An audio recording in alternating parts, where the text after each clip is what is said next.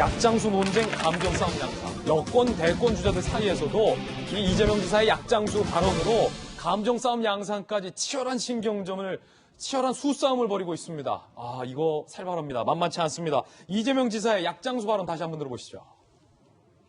정치에서 자꾸 흥행 얘기를 하는 경향이 있는데 한때 가짜 약장수들이 기기묘묘한 묘기를 보이거나 평소에 잘 못 보던 희귀한 동물들을 데려다가 사람들을 모아놓은 다음에 가짜 약을 팔던 시대가 있었습니다. 이제는 그런 식으로 약 팔 수 없습니다. 약 팔지 마라.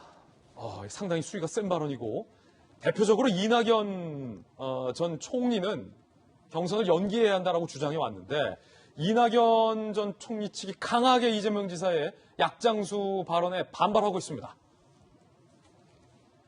어제 이낙연 전 총리 측이 공지들을 쓰레기 취급했다라고 격앙된 반응 보였는데 어제에 이어서 윤영찬 의원 이재명 지사의 발언에 의해서 이렇게 이낙연 전 총리 측이죠. 민주당 단체 채팅방에 의원들의 건강한 토론을 봉수하겠다는 폐쇄적 인식을 유구합니다. 어제에 이어 오늘도 비판합니다. 이낙연 전 총리 측이 강하게 반발하고 있는 거죠. 이왕 이렇게 된 거 우리는 약 팔겠다라고까지 맞섭니다. 그러자 이재명 지사 측근 의원이 의원 단체방에서 그런 글을 올리는 것 자체가 표현 보세요. 저급하다.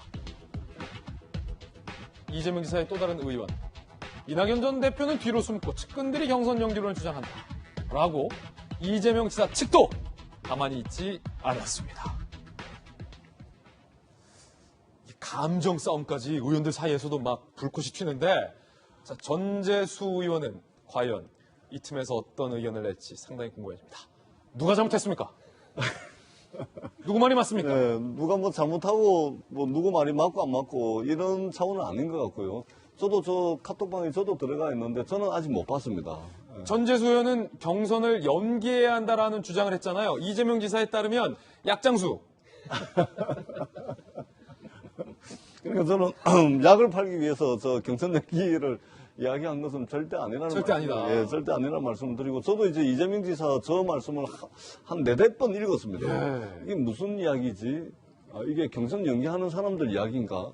근데 경선 연기하는 사람이 왜 저 이상한 동물 태우고 오고 무슨 가짜격 팔려고 하는 거지? 이렇게 이제 잘 매치가 안 되더라고요. 근데 지금 이제 의원들 사이에 뭐 저급하다, 뭐 기왕에 약 파는 거 제대로 팔아보겠다 이렇게 이제 대응을 하는 것은 의원들 사이에 그럴 수는 있지만 그러나 이 경선 연기가 그런 측면에서 이제 논의되는 것은 상당히 위험하다. 그리고 처음으로 제기를 했던 제 입장에서도 저런 의도가 아니거든요. 예. 그러니까 이재명 지사도 누구든 간에 이게 민주당의 집권 전략의 일환으로 이게 대선 후보 경선도 관리되고 기획되고 이런 측면에서 말씀을 드린 것인데 마치 기사함으로 흐르는 것은 당을 위해서 좋지 않고 그다음에 국민들 보시기에도 짜증이 납니다. 그렇기 때문에 큰 틀에서 어느 후보의 유불리 또는 진영의 유불리를 떠나가지고 한 분이라도 더 많은 국민들의 관심과 참여 속에서 민주당의 대선 후보 경선이 이루어진다면 좋겠다.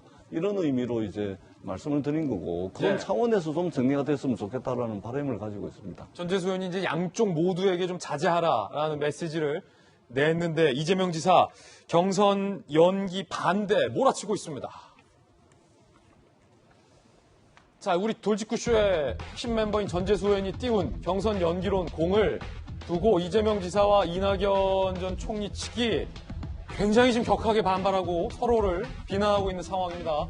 이재명 지사 측에서는 강하게 이재명 지지자의 경선 연기 반대 성명을 발표하며 김대중, 노무현, 문재인 등 상대당보다 일찍 후보로 결정됐다. 연기가 흥행과 승리를 담보한 조건 아니다라고 반대 선을 몰아치고 있습니다. 자, 이재명 기자는 어때요? 생각? 제가 어제도 잠깐 말씀드렸지만 이재명 지사 얘기했던 가짜 약을 팔던 시대는 지났다. 그건 다시 좀 이제 순화하면 잔기술로 국민들의 관심을 끌 수 없다. 전 그분을 100% 동의를 합니다. 그런데 문제는 그렇다고 그러면 결국은 뻔한 결과가 나오지 말아야 되고 그렇게 되면 결국 지금 가장 앞서 있는 이재명 지사가 오히려 희생을 담보로 해서 변화의 룰을 만들어야 한다. 이렇게 가는 거죠. 그런 점에서 전 지금 약간 그 논의에 민주당 내부에서 논의 초점이 좀 잘못됐다고 생각하는데 경선 시기를 연기하느냐 마냐가 중요한 게 아니라 과연 뻔한 결과로 갈 수 있는 이 룰을 어떻게 바꾸냐가 중요하다고 생각합니다. 그러니까 윤영찬 의원 사실 이제 그러면서 얘기했던 게 뭐냐면 대국민 오디션 경선 방식을 얘기했는데 이런 게 왜 중요하냐면 지금 조금 전에 제가 국민의당의 당원들이 급속히 늘고 있다 이런 얘기를 했습니다. 그 얘기가 뭐냐면 MZ세대가 이렇게 막 당원 가입을 한 이유가 결국은 대선 경선에 참여하고 싶은 거기 때문입니다. 다시 얘기해서 지금 MZ세대가 86세대 이후 처음으로 정치 참여를 적극적으로 지금 하려고 하고 있습니다. 민주당도 그 입장에서 민주당도 그걸 어떻게 수용하고 MZ세대들이 어떻게 경선에 참여할 수 있게 만드느냐가 저는 뻔한 결과를 벗어날 수 있는 가장 중요한 길이고 그 룰을 만들어내는 게 저는 민주당의 숙제인데 지금 연기냐 아니냐가 중요한 게 아니라 과연 민주당의 경선을 어떻게 역동적으로 바꿔나갈 것이냐 이 논의로 가야 되지 않나 싶습니다. 예. 그런가 하면 정의당의 류호정 의원이 요 같은 행보를 해서 많이 뉴스가 보도되고 있어서 함께 국회 소식 전해드린 김에 전해드리겠습니다. 보랏빛 드레스를 입고 타투 퍼포먼스를 한 겁니다. 등에 훤히 드러나는 드레스를 입고 타투가 새겨져 있는 모습을 공개했는데 요거는 이제 뗄 수 있는 스티커용이라는 얘기가 나오고 있고요. 타투 입법을 대표 발의했기 때문이죠. 눈썹을 문신한 홍준표 의원도 발의에 동참했다라고 류호정 의원 측은 밝혔습니다. 누군가는 훈계하지만 이런 거 하라고 국회의원이 있는 것이다 라는 행보에 대해서도 많이 기사화되고 있어서 함께 보도를 해드리겠습니다.